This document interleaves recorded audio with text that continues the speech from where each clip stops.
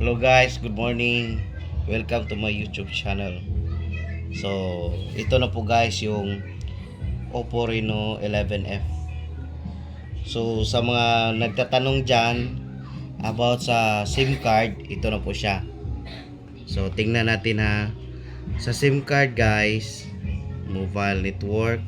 So, pagpunta na dyan, naka-dual SIM po siya. SIM 1 at saka SIM 2. Okay. So, punta tayo sa mag-insert na po tayo ng SIM pack.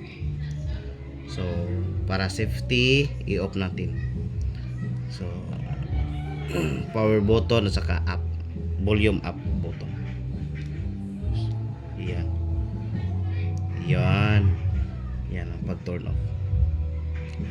So, punta tayo dito. Yan, lagyan ng SIM.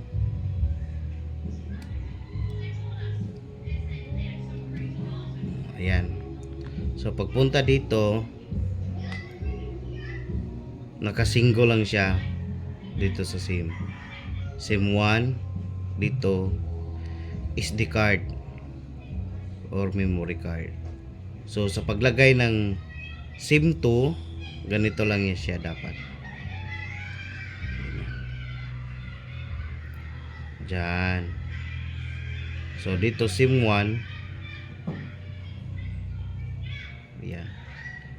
SIM 1 at saka kung maglagay kayo ng SIM 2 dito lang sa SD card. So kung mag dual SIM, hindi na po siya pwedeng lagyan ng memory card or SD card dito. So dyan lang. Okay.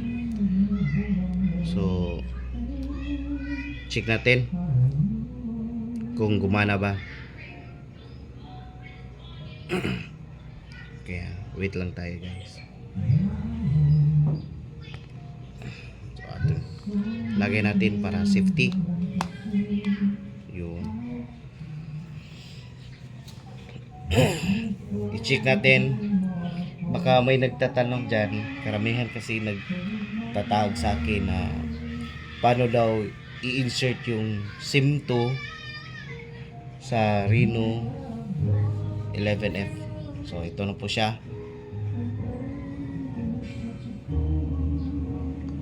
So dyan, okay. Check natin ha. Punta tayo ng setting at saka sa mobile network.